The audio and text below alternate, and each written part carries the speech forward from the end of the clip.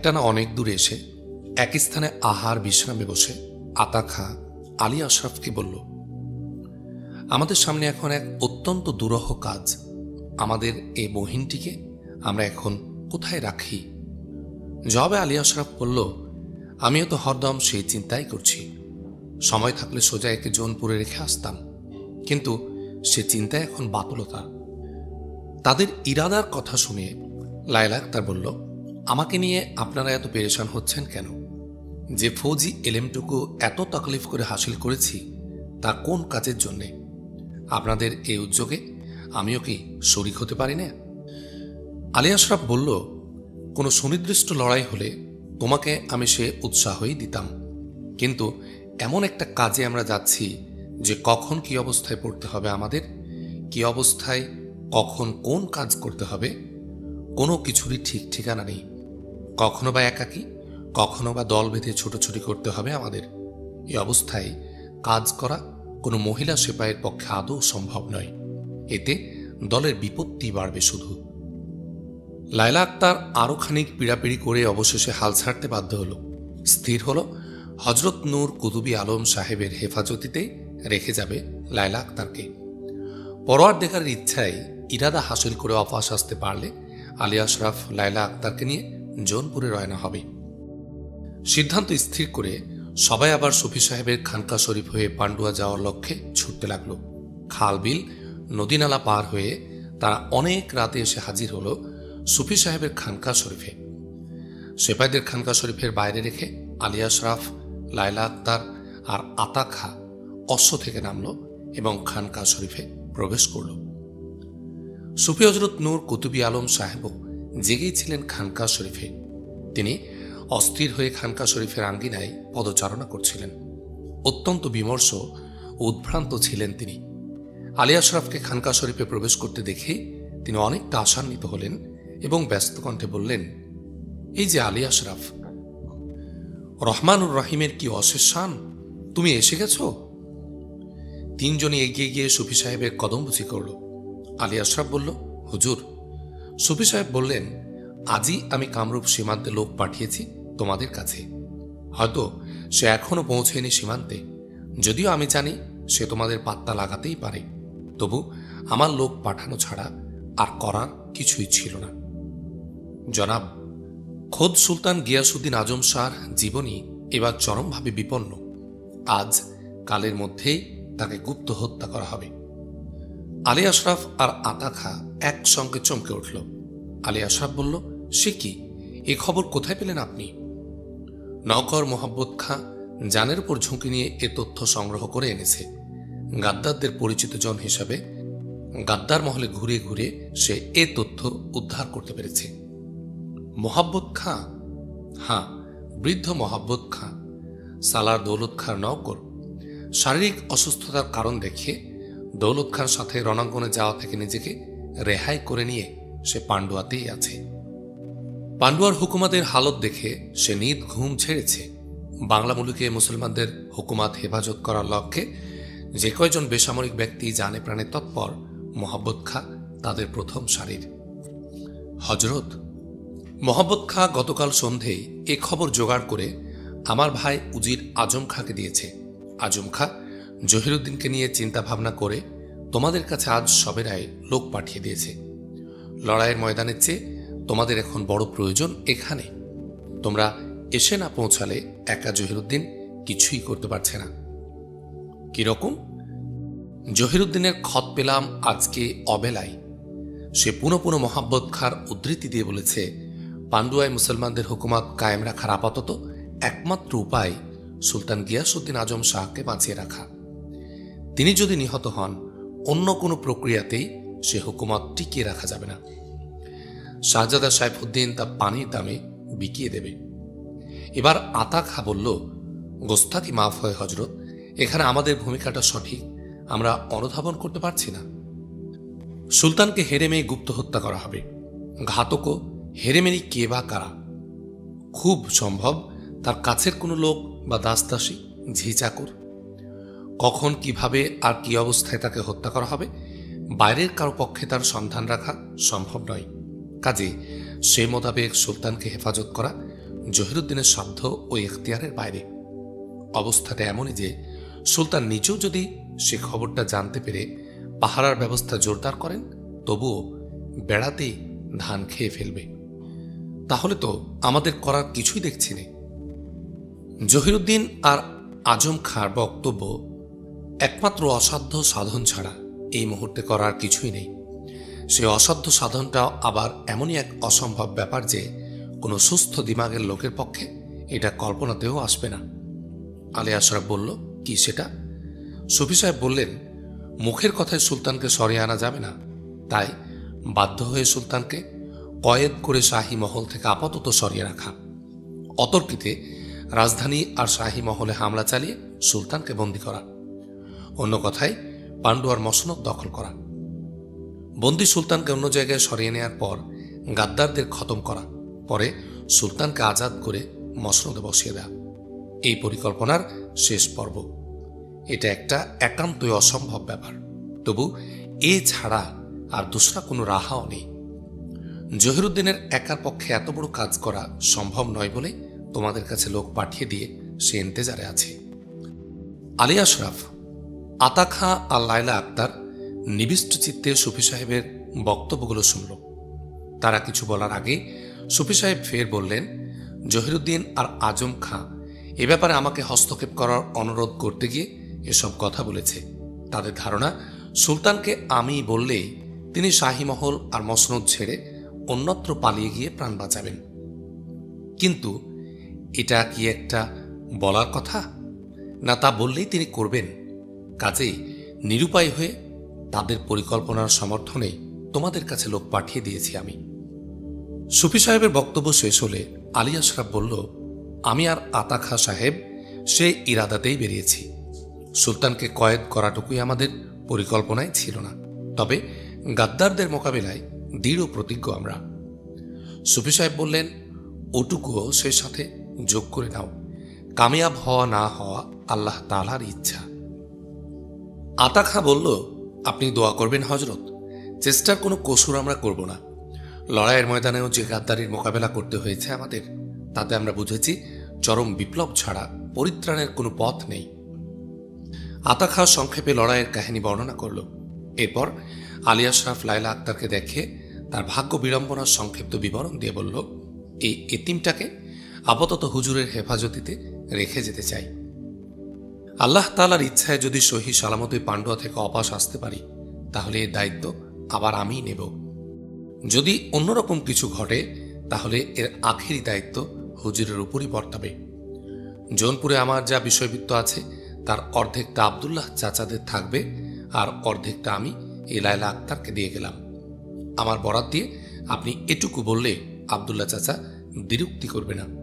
মেহেরবানি করে হুজুর এই তাকলিফটুকু এ এতিমের মুখ চেয়ে করবেন। আলী আশরাফের কণ্ঠস্বর শেষের দিকে ভারী হয়ে উঠল। বোরকার নিচে লায়লা আক্তারের মুখমণ্ডল কারো দৃষ্টিগোচর হচ্ছিল না। সেখানে তখন অঝোর ধারায় আঁসু ঝরে পড়ছে। সে পাথরের মতো নিশ্চল হয়ে দাঁড়িয়ে রইল। সুফি সাহেব বললেন, হেফাজতির আখেরি মালিক পরওয়ারদিগার, তবে তোমাকে আমি আশ্বাস দিচ্ছি, এর জন্য আমার পক্ষে যা কিছু করণীয় তা করতে আমি এতটুকু তাকলিফ বোধ করব না। কিন্তু এ নিয়ে পেরেশান হওয়ার ফুরসত নেই।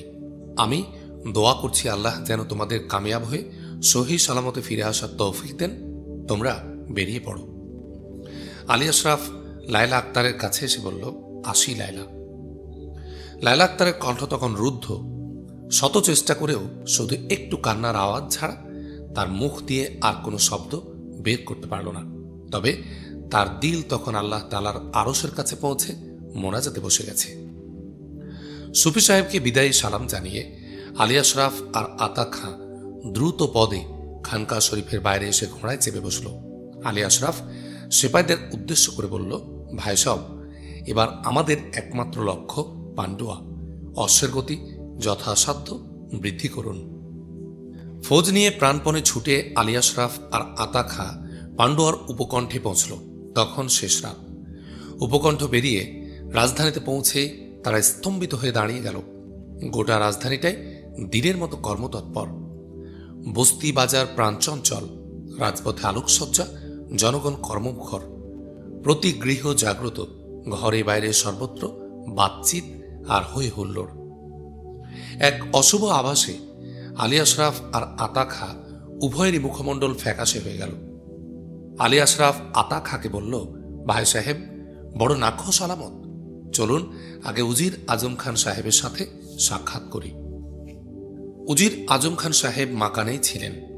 তখন তিনি ছদ্মবেশ পরিধানে ব্যতিব্যস্ত। আলী আশরাফদের দেখে তিনি শোকে দুঃখে ভেঙে পড়লেন।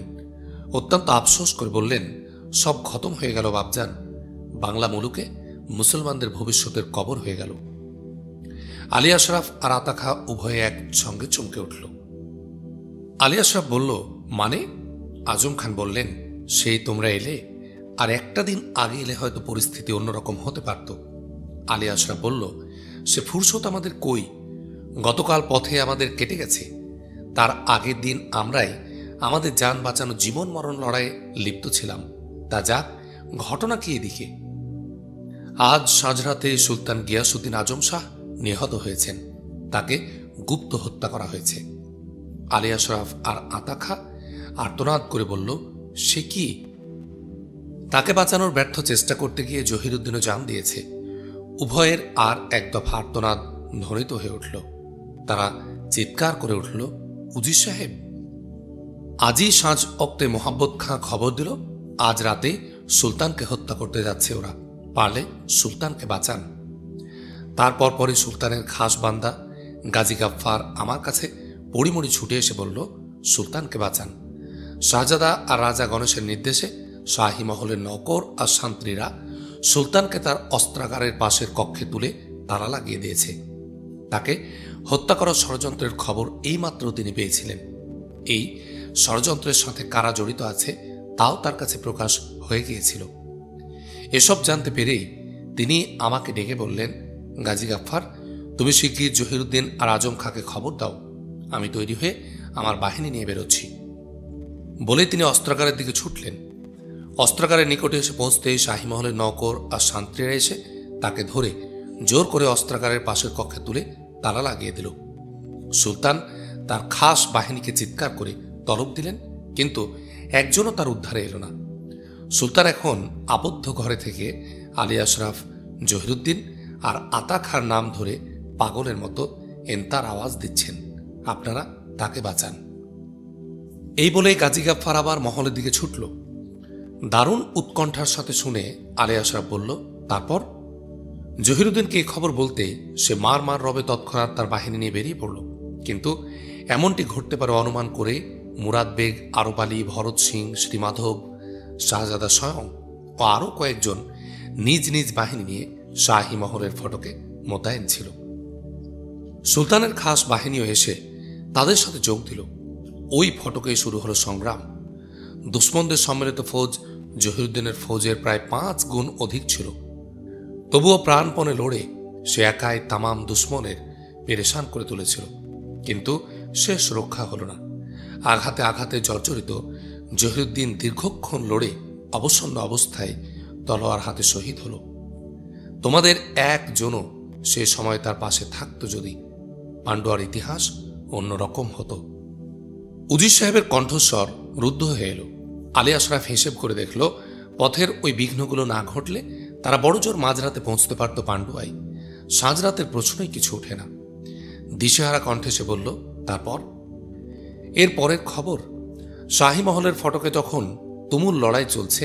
সেই ফাঁকে কে বা কারা সুলতানের সেই কক্ষে ঢুকে অসহায় নিরস্ত্র সুলতানকে ছুরির পর ছুরি চালিয়ে নির্মমভাবে খুন করেছে। আলী আশরাফ আর আতা খা পাথর হয়ে গেল, যেন রাটুকু করার শক্তিও হারিয়ে ফেলেছে তারা। উজির আজম খান সাহেব কিছুক্ষণ নীরব হয়ে থাকার পর আবার অনুতাপের সাথে বলল, গাদ্দার কি শুধু চোখে গোনা কয়েকজন? গোটা পান্ডুয়া শহরটায় গাদ্দার আর মোনাফেকে ভর্তি।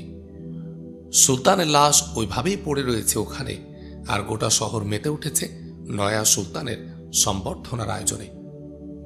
বিস্ময়াভিভূত আতা খা বলল, মানে? মানে পিতার লাশ ওইভাবেই ফেলে রেখে পুত্র সাইফুদ্দিন হামজা আজ রাতে মসনদে উঠে বসেছেন। কিছুক্ষণ আগে তার অভিষেক অনুষ্ঠান হয়ে গেল, এখনই আবার দরবার ডেকেছেন তিনি। দরবার? হ্যাঁ, দরবার। শাহজাদার মনোরঞ্জনে গাদ্দারদের সবাই ইতোমধ্যে দরবারে জুটে গেছে। আমার কাছেও ডাক এসেছে দরবারে হাজির হওয়ার, কিন্তু আমি তা জানি আমার পরিণতি কি হবে ওখানে। আলী আশরাফ চমকে উঠে বলল, গাদ্দারেরা জুটে গেছে দরবারে? উজির সাহেব বললেন, আজকে আর বাড়িঘর আছে কারো? দরবার আর শাহজাদা আর দরবার নিয়ে মত্ত আছে সবাই। আলী আশরাফের দুবাহু শক্ত হয়ে এলো। সে দৃঢ় কণ্ঠে আওয়াজ দিল, আতা খাঁ সাহেব। আতা খাঁর মধ্যেও ওই একই অনুভূতি কাজ করছে তখন। জবাবে সে বলিষ্ঠ কণ্ঠে বলল, আমি তৈয়ার। দুজন লাফ দিয়ে উঠে দাঁড়ালো। তা দেখে উজির আজম খান সাহেব বিস্মিত কণ্ঠে বললেন, তার মানে তোমরা এখন কোথায় যাবে? আলী আশরাফ গম্ভীর কণ্ঠে বলে উঠল, জহিরুদ্দিন সাহেব আমাদের ফাঁকি দিয়েই কর্তব্য পুরোটাই পালন করে গেছেন। আমাদের কাজ এখনো বাকি বাংলা মুলুকের কওমি হুকুমতের কোনো কাজেই লাগাতে পারলাম না। এ আফসোস জিন্দেগি ভর থাকবে আমাদের দিলে, কিন্তু বাংলা মুলুকের পাপের বোঝা খানিকটা যদি হালকা করে যেতে না পারি, জবাবদিহির জবাব থাকবে না আমাদের। আপনি আর কাল বিলম্ব না করে নিরাপদ স্থানে সরে পড়ুন, এই আমাদের শেষ অনুরোধ। আধার তখনও কাটেনি।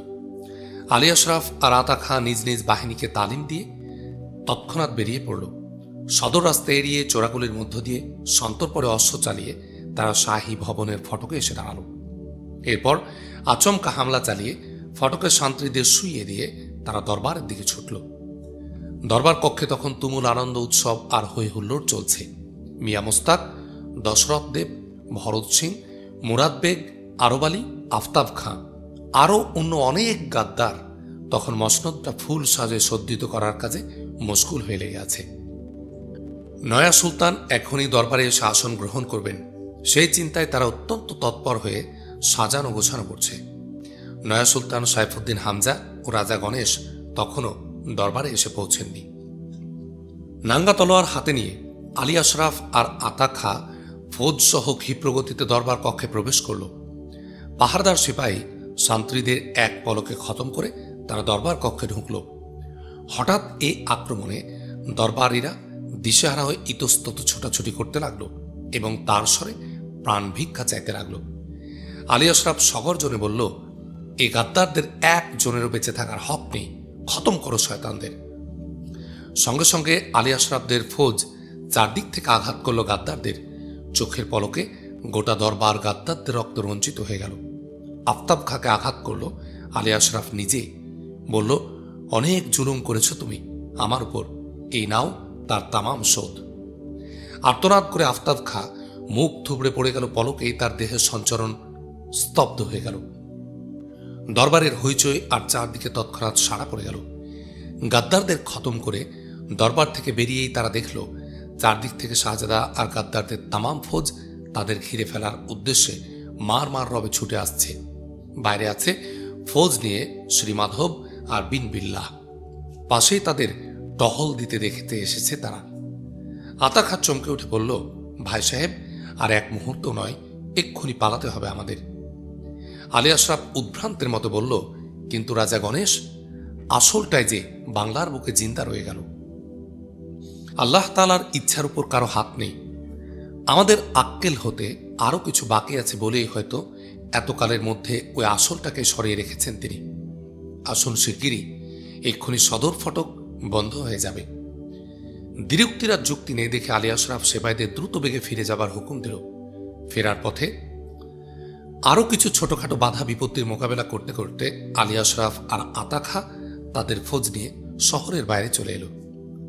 চারদিকে তখন ফর্সা হয়ে গেছে, সূর্য তখন উঠি উঠি করছে। এমন সময় তাদের কানে ভেসে এলো শাহী এলান। এত তারা নয়া সুলতান হুজুরে মুলুক জনাবে আলা সাইফুদ্দিন মোহাম্মদ হামজা শাহ বাহাদুর মুহাফিজ আলী আশরাফ আর ফৌজদার আতা খাঁকে পদচ্যুত করেছেন। তাদেরকে হাতিয়ার সমর্পণ করতে বলা যাচ্ছে, সেই সাথে তাদের সেপাইদের সুলতানের ফৌজে এসে যোগদানের নির্দেশ দেয়া যাচ্ছে। আলী আশরাফেরা আরো খানিক সরে এসে এক বনের মধ্যে থামল। তারপর তারা নিজ নিজ বাহিনীকে উদ্দেশ্য করে বলল, আপনারা তো নয়া সুলতানের ফরমান নিজ গানেই শুনলেন, এবার বলুন কি করবেন আপনারা। যদি নয়া সুলতানের ফৌজে যোগ দিতে আগ্রহ থাকে কারো, আপনারা নির্দ্বিধায় যেতে পারেন সেখানে। এতে আমরা নাখোশ হব না, বরং আপনাদের এই একনিষ্ঠ সহযোগিতা ও প্রশংসনীয় বীরত্ব চিরকাল শ্রদ্ধার সাথে ইয়াদ রাখবো আমরা। এ প্রস্তাবে উভয়েরই ফৌজ প্রতিবাদ করে উঠল, যদি নকরি কোথাও নাও জোটে ক্ষেত খামারে কাজ করেই খাবে তারা, তবু এই মুনাফিকের অধীনে নকরি তারা করবে না বা তার পক্ষে তলোয়ার তারা ধরবে না। শুনে আলী আশরাফ খুশি হয়ে বলল, এ সাফ নিয়তের জন্য আপনাদের সবাইকে আমি মোবারকবাদ জানাচ্ছি। সেই সাথে এই ভরসাও দিচ্ছি যে নকরির অভাব কারো আপনাদের থাকবে না। আপনাদের সবাইকে আমি জৌনপুর ফৌজে উপযুক্ত পদে বহাল করে দেব এ অদা করছি। সকলেই খোশ কণ্ঠে আওয়াজ দিল, মারহাবা মারহাবা। এখান থেকে আপাতত ছুটি আপনাদের। আপনারা নিজ নিজ মাকানে এখন চলে যান। বাল বাচ্চাদের সাথে দেখা সাক্ষাৎ করে কয়েকদিন পরেই জৌনপুর চলে আসুন। আমি আপনাদের ইন্তেজারে থাকব। আলী আশরাফকে সকলে আবার মোবারকবাদ জানালো। এদের একজন মুখপাত্র বলল, ছুটি এখন বড়ই প্রয়োজন আমাদের। একটানা মেহনত করে আমরা পেরেশান হয়ে পড়েছি। মাকানে আমরা ফিরে যাব ঠিক, কিন্তু আপনাদের নিরাপদে জৌনপুরের সীমান্তে পৌঁছে না দিয়ে আমরা একজনও দল ছেড়ে যাব না। সকলে আবার সমস্বরে আওয়াজ দিল, হ্যাঁ হ্যাঁ, এই কথাই আমাদের সবার কথা। জবাবে আলী আশরাফ খোশ দিলে বলল, সাব্বাস। আবার তারা যাত্রা শুরু করল। তাদের জন্য এখন এ এলাকা নিরাপদ নয়। প্রচণ্ড ঝড় ঝাপটার মধ্যে ব্যতিব্যস্ত থাকার দরুন দুশ্মন তাদের আপাতত ধাওয়া করতে না পারলেও যে আঘাত হেনে তারা এসেছে, নয়া সুলতান তা বরদাস্ত করে অধিকক্ষণ নীরব হয়ে থাকবেন না। আলী আশরাফ তাই সবাইকে অশ্বের গতি যথাসাধ্য বর্ধিত করে এক লক্ষ্যে খানকা শরীফের দিকে ছুটে যাওয়ার নির্দেশ দিলেন। একটানা ছুটে খানকা শরীফের কাছাকাছি আসতেই তারা দেখতে পেল সুফি সাহেব আর লায়লা আক্তার খানকা শরীফের বাইরে এসে তাদের পথ চেয়ে দাঁড়িয়ে। কাছাকাছি আসতেই তাদের অক্ষত দেখে সুফি সাহেব স্বস্তির সাথে বললেন, আলহামদুলিল্লাহ, তোমরা যে সহি সালামত অপাস আসতে পেরেছ সেজন্য আল্লাহ তাআলার শুকর গুজারি করছি। আতা খা আফসোসের সাথে বলল, হুজুর, আশা ভরসা সব খতম হয়ে গেছে। সুফি সাহেব দীর্ঘশ্বাস ফেলে বললেন, এইমাত্র সব শুনলাম। আমার ভাই আজম খান এসে এইমাত্র তামাম খবর দিয়ে গেল। আলী আশরাফ বলল, কোথায় গেলেন তিনি? আপাতত কোনো এক নিরাপদ আশ্রয়ে, পরে মক্কা শরীফে চলে যাবেন। আতা খা বলল, হুজুর, আপনিও তাহলে চলুন আমাদের সাথে। আপনার আর এখানে থাকা নিরাপদ নয়। সুফি সাহেব মুচকি হাসি হাসলেন, বললেন, আমি ফকির দরবেশ মানুষ, আল্লাহর উপর ভরসা করে পড়ে থাকি। আমি আবার যাব কোথায়? হুজুর, আমাকে নিয়ে তোমাদের পেরেশান হতে হবে না। আমাকে হেফাজত করার দায়িত্ব ওই একজনের। আমার গায়ে হাত উঠানোর সাহস কেউ করবে না। এবার তোমরা বলো, কি করে এলে এদিকে? আলী আশরাফ সংক্ষেপে সব কিছু জানিয়ে দুঃখিত কণ্ঠে বলল, আফসোস যে রাজা গণেশের পাত্তা লাগাতে পারলাম না। সুফি সাহেব কিছুক্ষণ গম্ভীর হয়ে থেকে বললেন, সবই আল্লাহ তাআলার ইচ্ছা, কিন্তু তোমাদের এখানে অধিকক্ষণ অপেক্ষা করা ঠিক হবে না। যে কোনো সময় বিপদের ঝুঁকি। আতা খা বলল, এক্ষুনি আমরা বেরিয়ে পড়ব হুজুর। কিন্তু এত লোক কোথায় যাবে তোমরা? আমি যাব পাটনায়। আমার বড় ভাই সেখানে এক ফৌজি ওস্তাদ। আমিও ওই পেশাতেই যোগ দেব। আলী আশরাফ সাহেব আর আমাদের এই বহিন যাবেন জৌনপুরে। সেপাইরা আপাতত নিজ মাকানে চলে যাবে, তবে তারা জৌনপুর ফৌজে গিয়ে পরে যোগ দেবে। আলী আশরাফ সাহেব সে ব্যবস্থা করে দিতে চেয়েছেন। আল্লাহ তোমাদের হেফাজত করুন। সেবাদের জৌনপুরের ফৌজে নেয়ার জন্য জৌনপুরের সুলতানকে আমিও সুপারিশ করব, কিন্তু তোমরা কি এইভাবেই রওনা হবে না একটু জিরিয়ে নেবে? এই মুহূর্তেই পান্ডুয়ার ফৌজ তোমাদের বিরুদ্ধে এখানে আসার সাহস করবে বলে আমি মনে করিনি। আলী আশরাফ বলল, তবুও আপনি এজাজত দিলে এই মুহূর্তে বেরিয়ে পড়ব আমরা। এ মুলুকে আমি আর স্বস্তির সাথে নিঃশ্বাস নিতে পারছি না। সুফি সাহেব বললেন, আল্লাহ তোমাদের সহায় হন।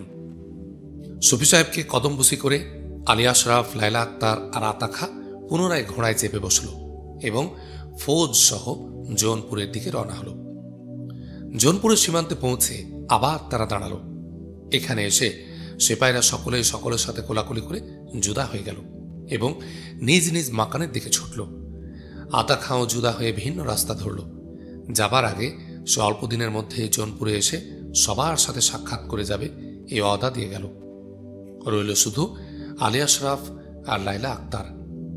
দাঁড়িয়ে দাঁড়িয়ে সবাইকে বিদায় সালাম জানিয়ে তারাও জৌনপুরের দিকে ঘোড়া ছুটিয়ে দিল। ঘোড়াগুলোকে দানা দিয়ে এসে শহীদ কোরবান আলী বাইরের আঙ্গিনায় দাঁড়ালো। দাঁড়িয়ে দাঁড়িয়ে আনমনে সে সুদূর রাস্তার দিকে নয়ন দুটি ছেড়ে দিল। দূর থেকে দুটি অশ্ব ছুটে আসছে। এ দৃশ্য হঠাৎ তার নজরে আটকে গেল। সে কৌতূহল বসে সেদিকে একদৃষ্টে চেয়ে রইল। অশ্ব দুটি ছুটে আসছে, কখনো আগেরটা পেছনে, কখনো পেছনেরটা আগে, আবার কখনো বা পাশাপাশি। অশ্ব দুটি নিকটতর হতেই কোরবান আলী চমকে উঠল। সে খেয়াল করে দেখল একটার উপর আলী আশরাফ। আর যায় কোথায়? দেখা মাত্র সে উল্লাসে আর চিৎকারে মাকানটা তামামি মাথায় তুলে নিল। সে হাত দিয়ে বলল, আব্দুল্লাহ ভাই, ও আব্দুল্লাহ ভাই, শিগগির এদিকে এসো, শিগগির শিগগির। শেখ আব্দুল্লাহ মাকানের ভেতরে থেকে জবাব দিল, কেন, কি হয়েছে? কোরবান আলী বলল, আরে ভাই এসো না, জলদি এসো, দেখো এদিকে কি তাজ্জব কাণ্ড ঘটে যাচ্ছে। ভেতর থেকে শেখ আব্দুল্লাহ বলল, তাজ্জব কাণ্ড মানে কি বলছো? কোরবান আলী চিৎকার করে বলল, ওরে বাসরে, ভাতিজা ভাতিজা ভাতিজা আ গিয়া। ভেতর থেকে বেরিয়ে আসতে আসতে শেখ আব্দুল্লাহ বলল, ভাতিজা কোথায় পেলেন? ওই যে ওই রাস্তায়। রাস্তায় ভাতিজা? কোন ভাতিজা? কার ভাতিজা? দিমাগ তোমার বিগড়ে গেল নাকি? ইতোমধ্যে আলী আশরাফ নিকটে এসে গেছে। শেখ আব্দুল্লাহ এসে চোখ তুলতে সে আলী আশরাফকে দেখতে পেল।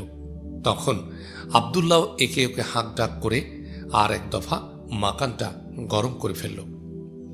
আলী আশরাফ লায়লা তার দহলিজের সামনে এসে থামতেই কোরবান আলী ছুটে গিয়ে অশ্বের লাগাম ধরল এবং শেখ আব্দুল্লাহ আনন্দে ছটপট করতে লাগলো। অশ্ব থেকে নেমে আলী আশরাফ উভয়ের সাথে মোসাফা করতে করতে সকলের তবিয়তের খবর নিল।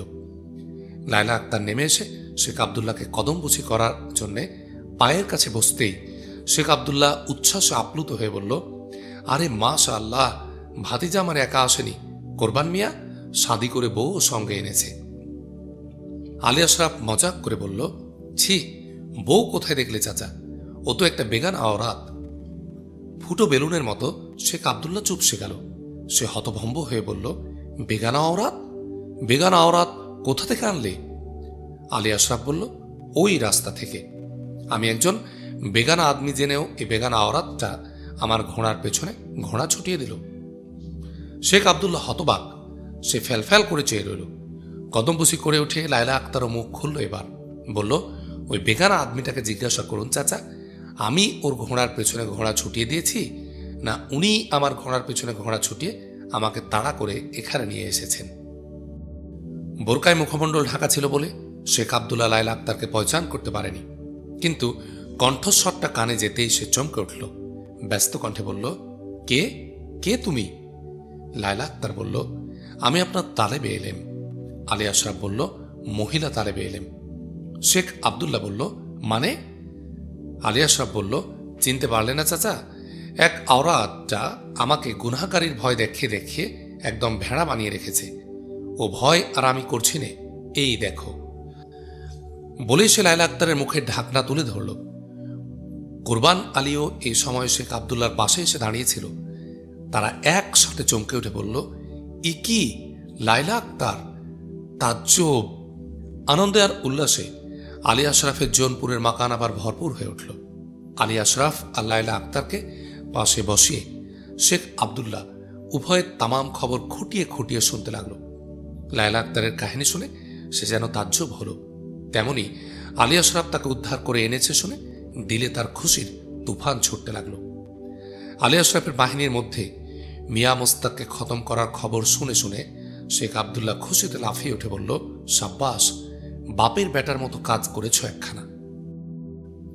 আফতাব খাঁর অপকীর্তি আর তার পরিণতির কথা শুনে শেখ আব্দুল্লাহ আর কোরবান আলী একসাথে বলল, বেটা গিদ্দরের বাচ্চা, যেমন কুকুর তেমন মুগুর খেয়েছে, বাহাদুরি একখান দেখিয়েছ বটে। পরের দিন সবেরেই লোকজন নিয়ে শেখ আব্দুল্লাহ মাকানটা সাফা করতে মনোনিবেশ করলেন। সেই সাথে কোরবান আলী অন্যান্য ঝিচাক ও নানা রঙের তামাম মাকান সুসজ্জিত করতে লাগলো। তা দেখে আলী আশরাফ আব্দুল্লাহকে প্রশ্ন করল, চাচা এসব কি? শেখ আব্দুল্লাহ ধমক দিয়ে বলল, থামো বেটা গুনাহগার, গুনাহগারির জেদ টানতে আর দিচ্ছি নে। লায়লা আক্তার আলী আশরাফকে আড়াল থেকে বলল, এসব কি? আলী আশরাফ ঠেস দিয়ে বলল, কোনো বেগানা আওরাতের স্থান এ মাকানে নেই, সে ব্যবস্থাটাই করা হচ্ছে। সেদিনই বাদ মাগরিব আলী আশরাফের সাথে লায়লা আক্তারের শাদী মোবারক সুসম্পন্ন হল। খানাপিনা ধুমধাম আর লৌকিকতার পর আলী আশরাফ তার ঘরে ঢুকে দেখল লায়লা আক্তার ইতোমধ্যে তার সর্বস্ব দখল করে বসে আছে। আলী আশরাফ ঘরে ঢুকেই বলল, গোস্তাকি মাফ হয় হুজুর আইন, আদব আখলাক খুইয়ে হঠাৎ এই পর্দানসীন আওরাতের ঘরে ঢুকে পড়লাম, গুনাহ কিছু করলাম না তো? তবে রে, কপট ক্রোধে ফুঁসে উঠে লায়লা আক্তার ছুটে এলো এবং আলী আশরাফের বুকের উপর ঝাঁপিয়ে পড়ল। পরম তৃপ্তি আর আনন্দের মধ্য দিয়ে আলী আশরাফের দাম্পত্য জীবন অতিবাহিত হতে লাগল। বর্তমান জিন্দেগির রস ঘন আমেজে অতীত তার নজরে ঝাপসা হয়ে এলো, ফিকে হয়ে এলো বাংলা মুলুকে কওমি স্বার্থ রক্ষার্থে তার ব্যর্থতার তামাম আফসোস আর গ্লানি। বছর তিনেকের অধিকাংশ এইভাবে অতিবাহিত হওয়ার পর আলী আশরাফ একদিন তার দহলিজে বসে বিস্তৃত প্রায় অতীত নিয়ে টানা হ্যাচড়া করছিল। ঠিক এ সময় তার হাতে এলো লেফাফাবদ্ধ একটা মোটা ধরনের খত। লেফাফা ছেড়ে খতটা বের করতে এসে খত একটা নয়, দুটো। যে খতটা পয়লা তার হাতে এলো সেটাই সে পড়তে শুরু করল। ভাই সাহেব, বাদ তসলিম জানাই, অস্তগামী সূর্যের শেষ রশ্মির মতো আমার বক্তব্যগুলো আপনার কাছে পেশ করছি। আপনাকে কিছু বলার মতো মুখ আমার নেই।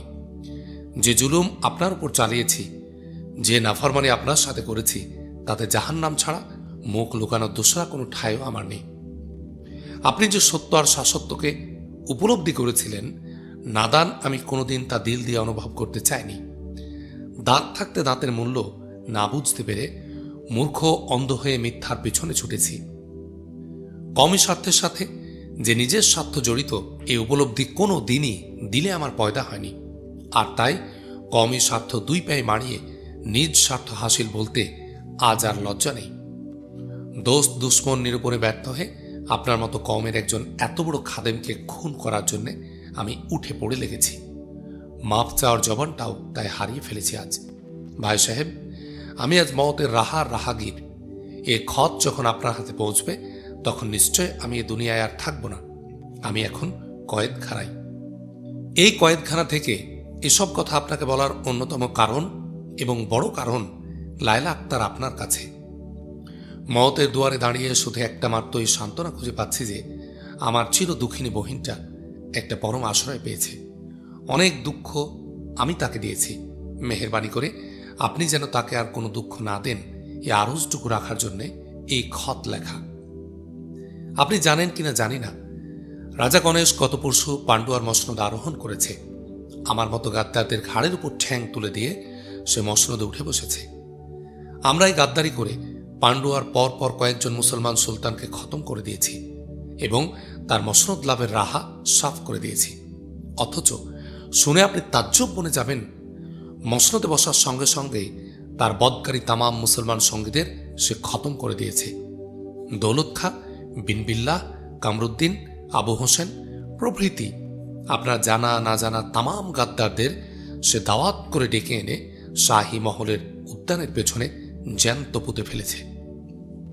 আমি পালিয়ে বাঁচার চেষ্টা করেও কামিয়াব হতে পারিনি। গত সন্ধ্যায় শ্রী মাধবের ফৌজ আমাকে কয়েদ করে এনে কয়েদখানায় পুরেছে।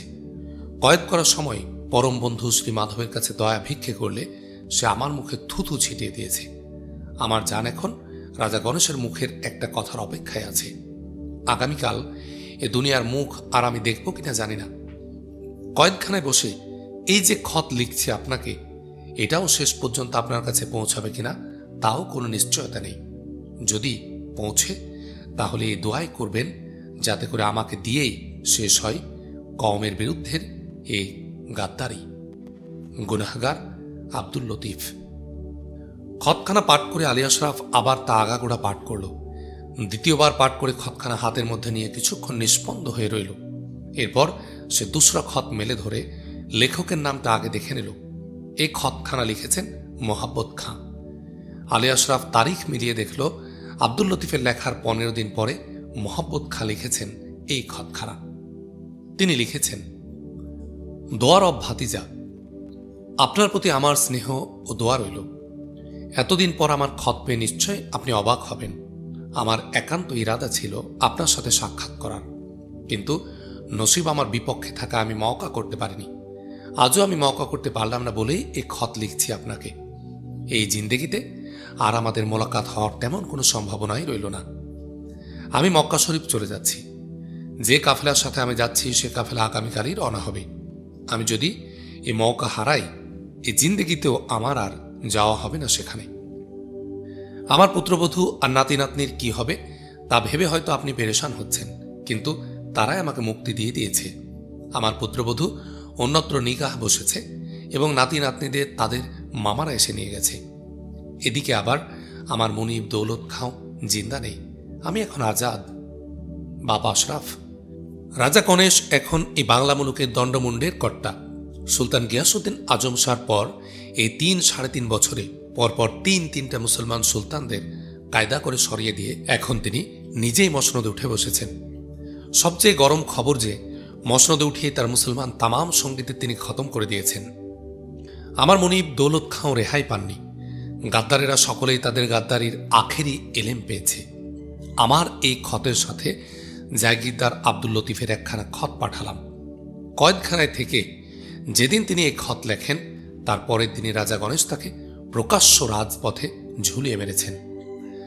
নানা হাত ঘুরে খতখানা আমার কাছে গতকাল এসে পৌঁছেছে। আমার খতের সাথে তাই এই খতটাও পাঠিয়ে দিলাম। বাপজান, গাদ্দারদের গাদ্দারির জন্যে বাংলা মুলুকে মুসলমানদের ভাগ্য রবি অস্তচলের ওপার চলে গেল। এখন আমাদের জন্য এখানে শুধু আধার আর আধার। এই আধারে এখন বসে থাকা শুধু অর্থহীনই নয়, বিপজ্জনকও বটে। তাই মক্কা শরীফে চললাম। আমাদের এই পরিণতির জন্যে কারা দায়ী তা আপনি জানেন। শুধু গাদ্দারেরা একাই নয়, বেহুশ সুলতানেরাও নিজের হাতে নিজের কবর খুঁড়ে বাংলা মুলুকে এই আধারই এনে দিয়েছেন। তাদের এই উদাসীনতা, তাদের এই অদূরদর্শিতা ইতিহাসে একটা জ্বলন্ত নজির হয়ে রইল। অনাগতকালের মুসলমানদের পথ নির্দেশিকা হিসাবে গাদ্দারদের এই গাদ্দারি আর সুলতানদের এই অদূরদর্শিতা লাল অক্ষরে লেখা একটা দলিল হয়ে রইল। জানি না এ থেকে কোনো পাঠ আমাদের আগামী দিনের কম গ্রহণ করবে কিনা। শুধু একটা কারণেই রাজা গণেশের আমি প্রশংসা না করে পারছি না। তাকে উপদেশ দেওয়ার জন্যে তার গোত্রে কোনো মাওলানা মুজাফফর শামস বলখিও নেই, তার কোনো ধর্মগ্রন্থের চরম নির্দেশও নেই। তবু জেনে আপনি অবাক হবেন যে আমির উমরাহ তো দূরের কথা, তহসিলদারের উপরে কোনো মুসলমান কর্মচারী তার হুকুমতে নেই। যে এলেম গুলে খাইয়েও আমাদের সুলতানদের দেয়া যায়নি, সে এলেম রাজা গণেশ নিজেই হাসিল করেছেন। কওমে কওমে জেহাদ করে টিকে থাকার ময়দানে তার এই দূরদর্শিতা প্রশংসার বই কি। খাদেম মোহাব্বত খাঁ। আলহামদুলিল্লাহ, শফিউদ্দিন সর্দার রচিত যাইবেলা অবেলায় এখানেই শেষ হল। আশা করি এই উপন্যাসটি আপনাদের অনেক ভালো লেগেছে। আরও বেশি মানুষের কাছে এই পুরো উপন্যাস পৌঁছে দেওয়ার জন্য ভিডিওগুলো শেয়ার করবেন, ভিডিওটিতে লাইক করবেন, আপনার মতামত কমেন্টে জানাবেন। নতুন আরেকটি উপন্যাস নিয়ে খুব দ্রুত আপনাদের সামনে হাজির হব ইনশাআল্লাহ। আসসালামু আলাইকুম ওয়া রাহমাতুল্লাহ।